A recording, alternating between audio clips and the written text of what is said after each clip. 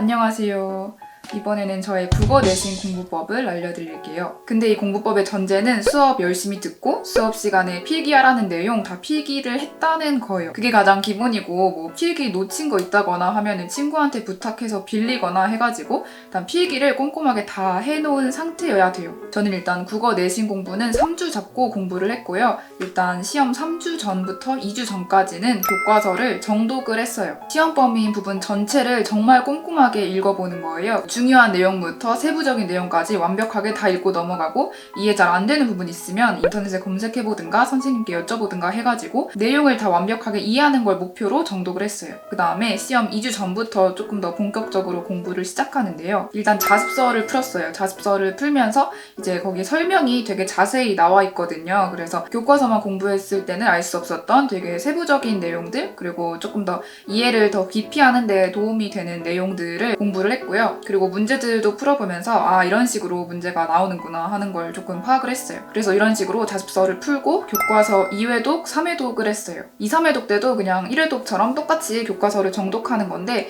이제 1회독과 다른 점은 조금씩 암기를 하는 거예요. 1회독 때는 그냥 내용 이해하는 게 주 목적이었으면 2, 3회독 때는 교과서 1회독하고 자습서 공부한 걸 바탕으로 이제 중요한 것들이 뭔지 좀 파악하고 그것들 중심으로 외우기 시작하는 거예요. 그리고 저는 회독을 하면서 이 부분은 시험에 나올 확률이 높겠구나 하는 좀 중요한 내용들, 포인트가 되는 내용들은 따로 밑줄을 긋거나 해가지고 표시를 했어요. 그래서 중요한 부분을 좀 더 눈에 띄게 해서 좀 더 잘 외워지도록 했어요.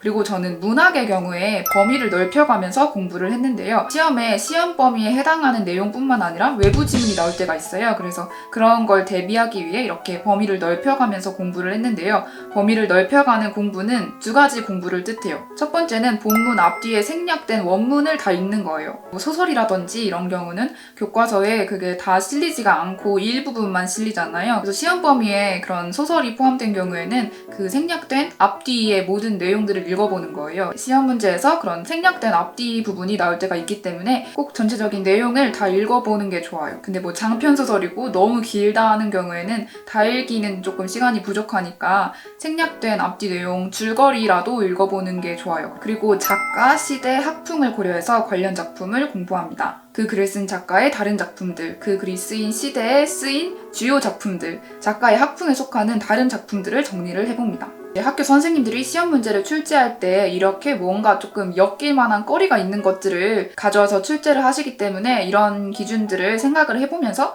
여러 작품들을 공부를 해보시는 게 정말 도움이 돼요. 예를 들어서 정철의 삼이인곡을 공부하고 있다 그러면은 정철이 쓴 다른 작품들을 찾아보는 거죠. 뭐 좀 많으니까 주요 작품들을 찾아보면 송미인곡, 관동별곡 이런 것들이 나와요. 그래서 이런 것들도 공부를 해보자 해서 공부를 같이 하는 거예요. 그리고 이 작품이 어떤 시기에 쓰여졌는지 어떤 상황에서 쓰여졌는지를 파악을 해보면 조선 선조 때 유배지에서 쓰인 작품이래요. 근데 뭔가 이 작품에서는 조선 선조 때 쓰였다는 것보다는 유배지에서 쓰였다는 게 조금 더 돋보이는 특징이라고 할 수 있으니까 그러면 유배지에서 쓰인 문학 작품에 뭐가 있을까라고 생각을 해보는 거예요. 그래서 대표적인 유배 가사인 정과정, 만분가 이런 것들을 같이 공부를 해줍니다. 마지막으로 학풍을 고려해보면 정철은 조선 초기 가사문학의 대표적인 작가였거든요. 그래서 조선 초기 가사문학에 해당하는 다른 작품은 뭐가 있을까라고 생각을 해봐서 정극인의 상춘곡, 박인로의 누황사 이런 작품들을 같이 공부를 해주는 거예요. 그래서 이런 식으로 시험 범위에 해당하는 작품들과 관련 있는 다른 작품들까지 같이 공부를 해주는 게 정말 도움이 많이 돼요. 그리고 시험 1주 전부터 평가 문제집을 풀었고요. 교과서 4회독, 5회독을 해줬어요. 이때도 정독을 똑같이 하는데 회독을 거듭할수록 이제 내가 완벽히 외운 부분이 있고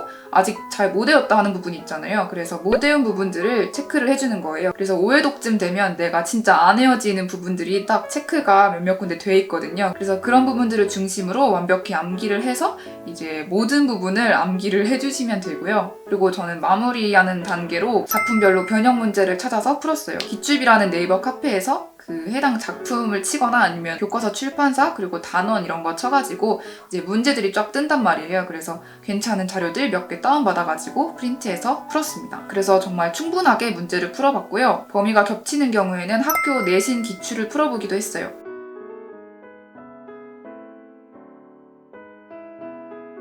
도움이 되셨으면 좋겠어요. 안녕.